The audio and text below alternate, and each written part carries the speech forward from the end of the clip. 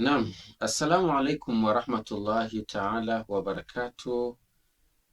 Mtazamaji wa chaneli yako pendwa ya Akhlaq TV, leo ni siku nyingine tena, na bado tunaendelea kupeana pole kwa wale ambao inawezekana tuko kwenye hali ya changamoto za kimaisha. Pole sana, lakini maneno yangu ni kwamba usikatishwe tamaa na hiko ambacho kimekukuta ikafikia mahala ukashindwa kufocus kwenye vitu ambavyo tayari vilikuwa kwenye ratiba yako.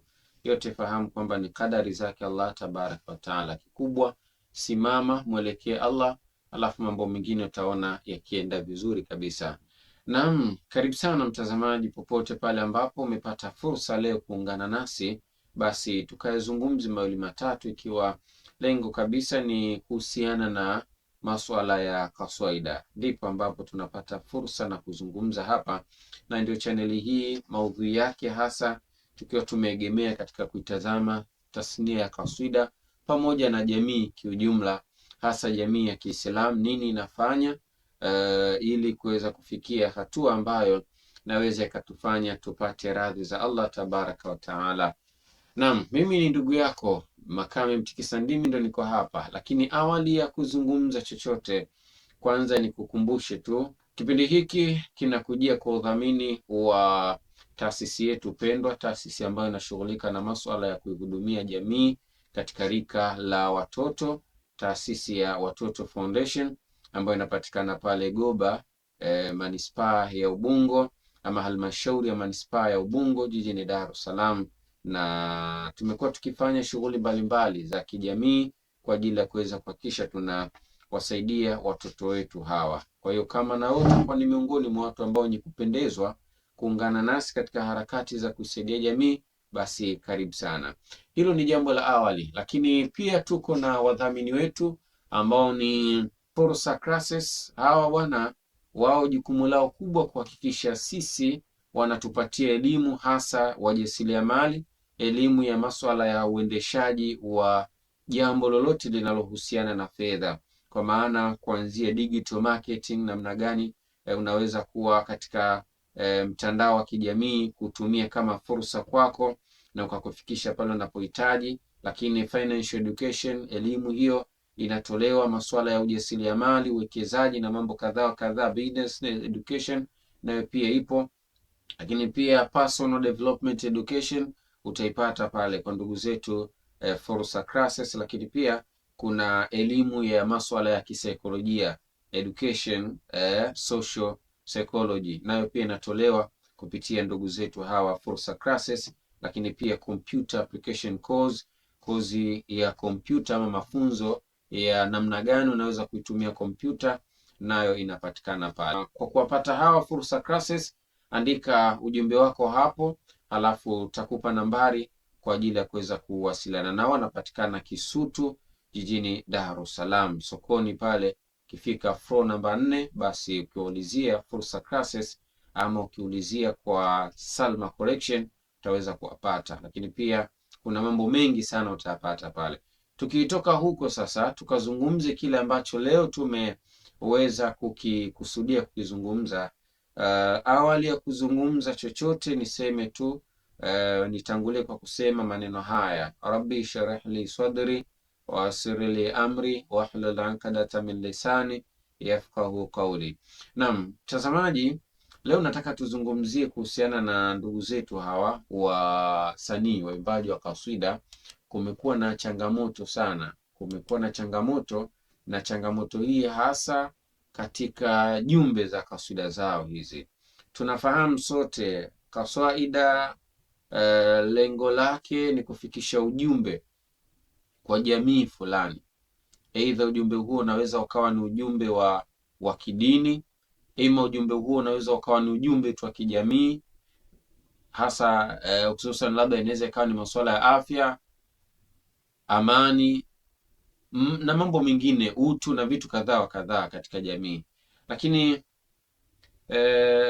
ndivyo ambavyo hata wenzetu walitumia. Tumeshuhudia katika miaka hapa karibuni 2010, 2009, 11, ndugu zetu, wazee wetu hawa, brothers zetu kina Ustadhi Hafidhi Ngozi walituimbia kaswida maalbino, ndoa za utotoni na mambo mengi sana, ndoa bila ridhaa na mambo mengi ya kijamii waliyazungumza na walieleweka kwenye jamii, na mpaka leo akisimama kiimba kazi yake ya maalbino basi inafahamika. Pia ukiwazungumzia ndugu zetu hawa, kaka zetu kina Hamisi Mshauri, walituimbia pia kaswida nzuri sana, mpaka ukiingia maeneo ya Burundi huko, ukiingia maeneo ya Msumbiji, unakuta kazi ya Hamisi Mshauri imeuzika sana kiasi kwamba unaweza ukashangaa ukasema imekuwaje. Kuna mtu amejenga nyumba kwa ajili ya kazi hiyo tu ya wazazi tujitahidi na mambo mengine za kaswida hizi. Sasa nataka tuzungumzie jamii yetu ya sasa. Tumekuwa na changamoto sana, waimbaji wa kaswida. Jumbe zenu ambazo mnazoziimba hatuelewi mnaimba jumbe za aina gani. Jumbe ambazo mnazoimba hatuelewi. Jumbe ambazo mnazoimba, kaswida inaimbwa sijui nipende, nishike, nifanyeje, sijui mke wangu, sijui napenda, ukilembua, sijui kifanyaje.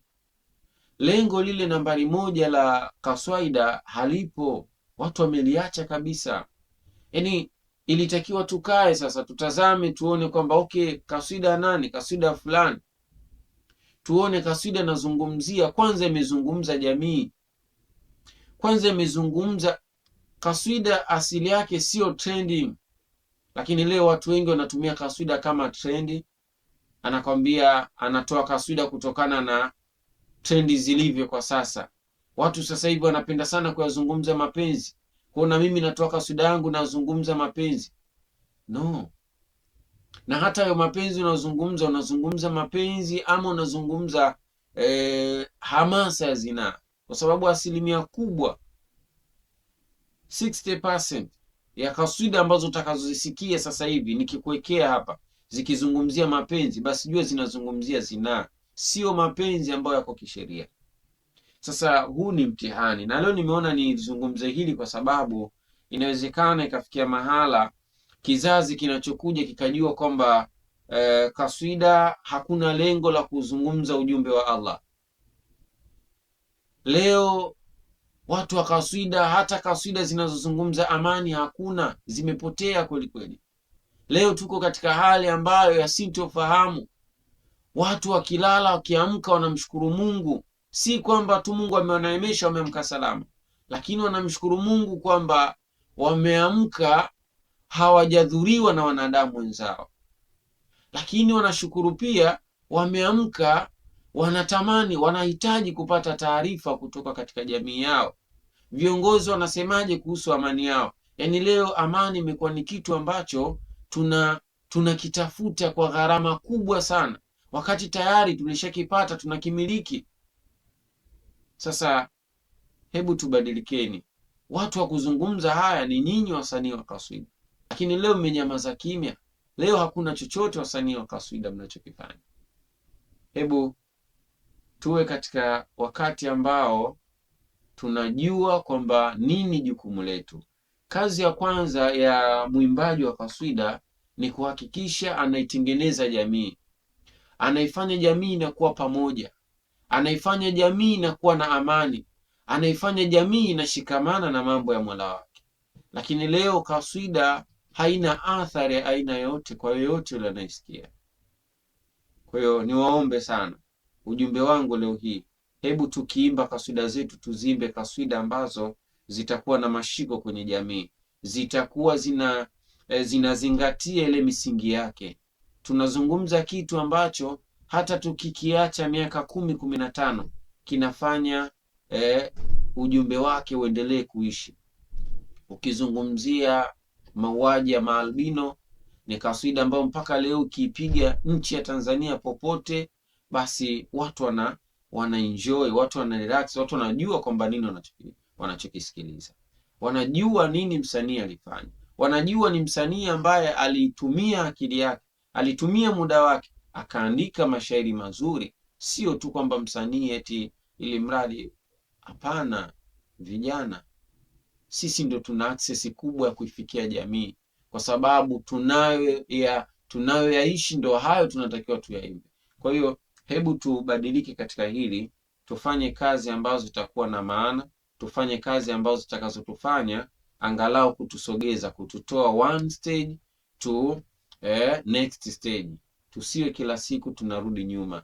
Kaswida imepoteza sana thamani yake, na yote ni kwa sababu tunachokiimba wakati mwingine huwa hakirelate na maisha yetu, hatukihitaji katika maisha yetu.